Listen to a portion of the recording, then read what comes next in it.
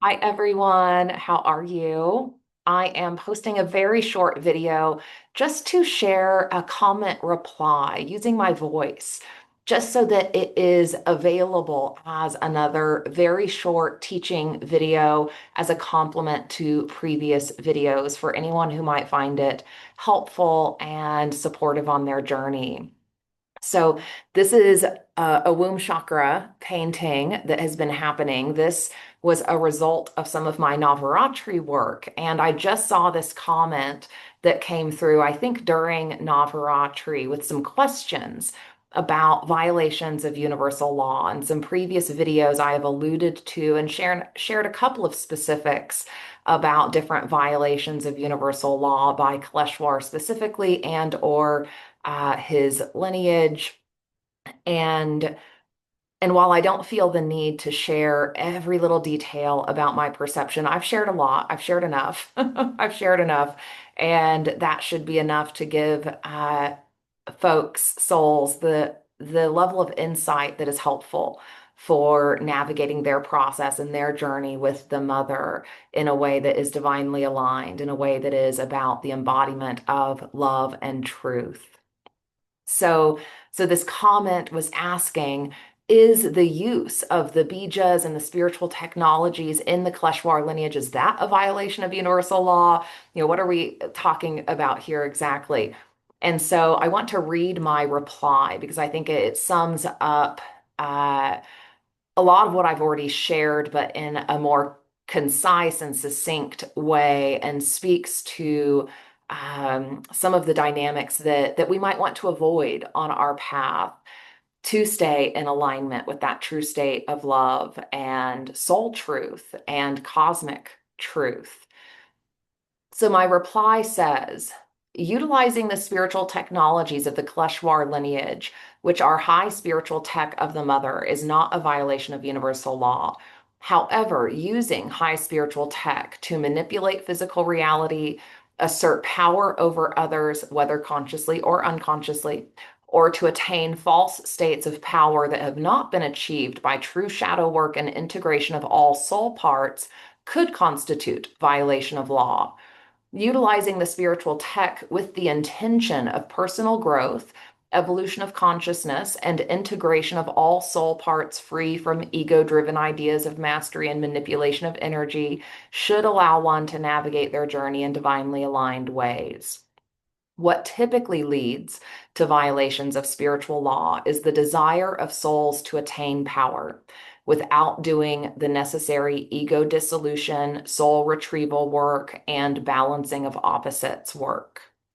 When souls attempt to gain high level states of mastery while staying unconscious about their soul truths or unconscious about larger truths of our galaxy and universe, that can result in lots of unhealthy power dynamics, especially within the context of using this specific high spiritual tech.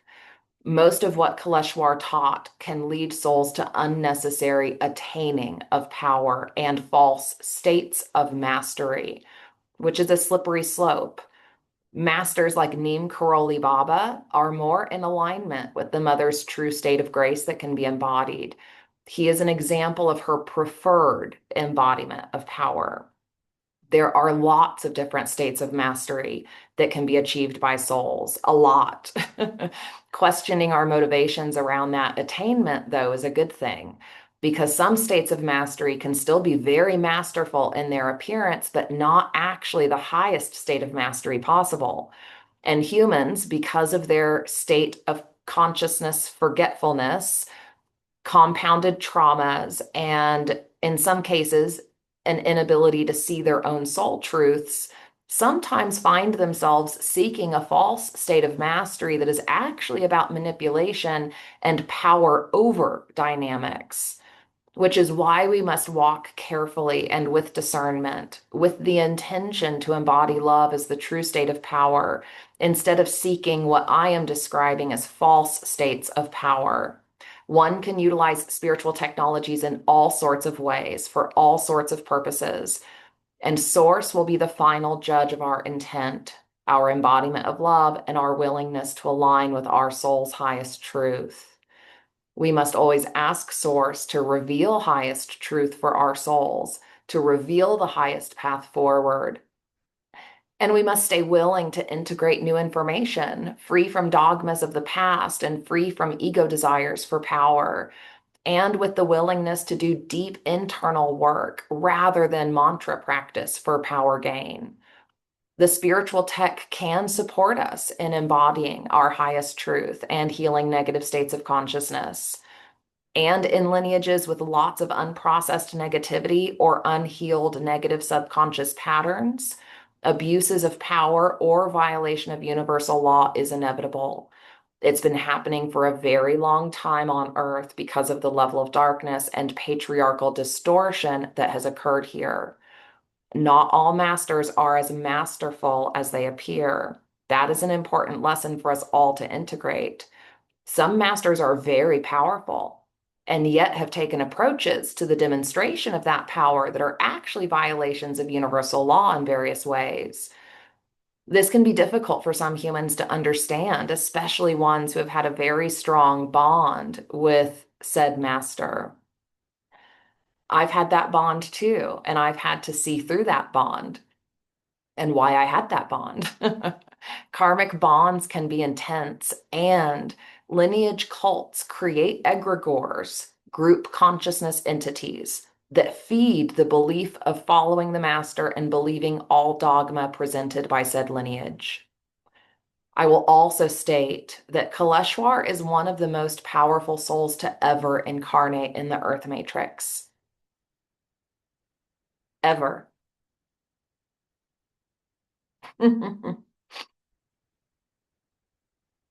And even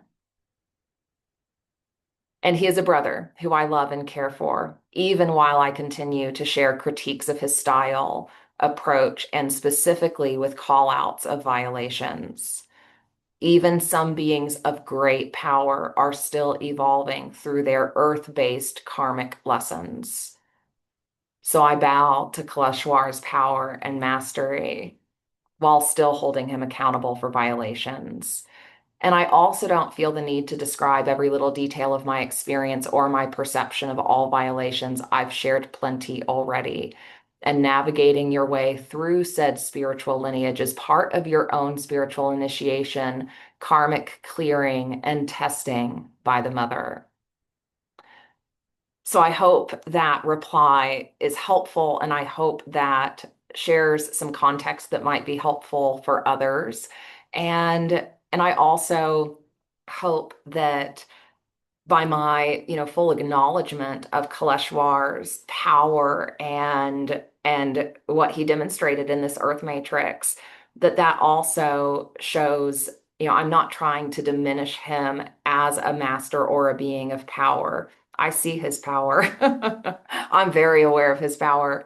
And I've been navigating a dance with him and our karma and his power and my power. The mother's power. It's not our power anyway. I've been navigating a dance, with him for many lifetimes, as have many of you. And, in any situation we find ourselves in, if we are on the path of wanting to integrate highest clarity, highest truth, highest soul truth, we can ask the question, why have I connected with this place, this person, this thing, this experience, this group, this lineage? What is the lesson here? What's the lesson? Is it to have a divine mother darshan in the way that he demonstrated and taught, or is it something else? Is your lesson a different lesson? We all have different soul lessons. We all have different soul paths. And, one of the biggest carrots that gets dangled in front of us is the path of mastery and what we're going to do with that path. Like, what is our actual intention? And when we do start to embody highest states of clarity, truth, power, cities, etc., what are we going to do with them? Like, then what? Then what? Like, what is our greater intention here? And so, I think we can, if we can find ourselves in these stories of attaining, some level of power or some state of being, that is this like ultimate state of being, or for this greater mission, or to be in conflict with other states of consciousness, etc. And that's all a slippery slope. It's all testing.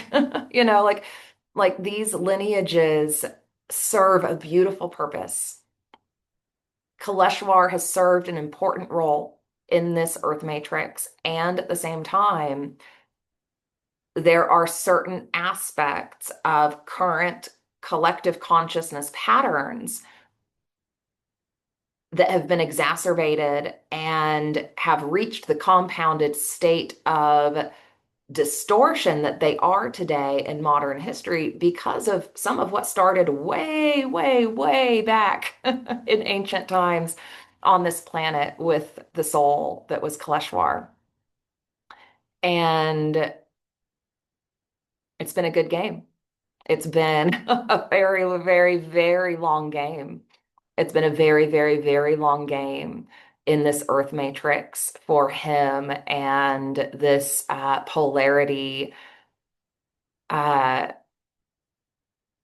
dance that has been occurring. And, part of what we can do on the path of spiritual mastery, on the path of coming into the mother's highest truth and love, is finding our way out of that, state of polarity conflict, finding our way out of that state of swinging between the polarities and doing that balancing of opposites work. And anyone who finds themselves in the Kaleshwar lineage is perfectly positioned to be able to do that work, because there's a lot of unprocessed negativity and distortion that is just present in the egregore consciousness of this lineage, present in relation to Kaleshwar, who he is, what his role is in the Earth matrix, what he has done historically, why souls are connected to him, etc.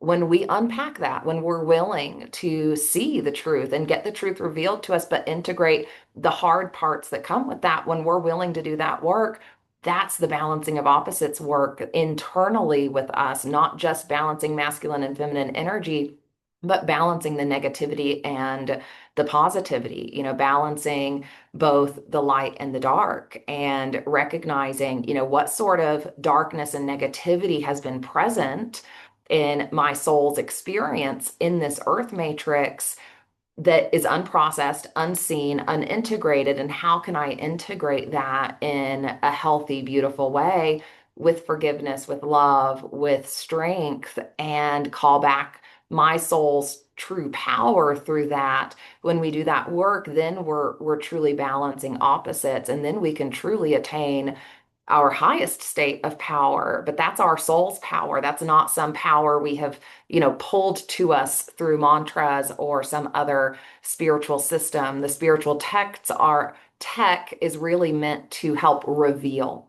And then we do the rest of our work. Then we do our internal work. Then we do the consciousness reprogramming work. Then we do the work to come into alignment with true source intelligence and source consciousness, and the state of city consciousness, through the experience of understanding those 64 entry points of light in our system, that 64 star tetrahedron that is our energy field, our Merkaba. We can activate that fully by embodying the 64 cities.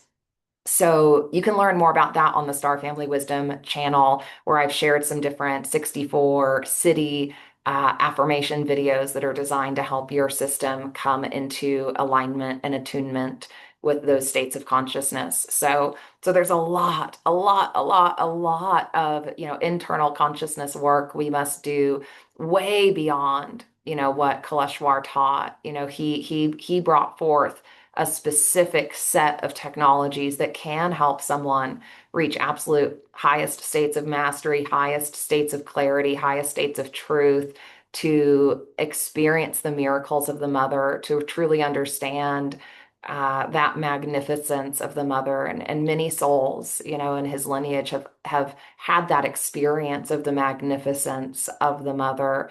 And yet, there's an even higher state of magical flow and grace and divine orchestration that we can lean into, that we can allow to unfold through us. So again, I reference Neem Karoli Baba in that comment reply as a contrast, as a complement.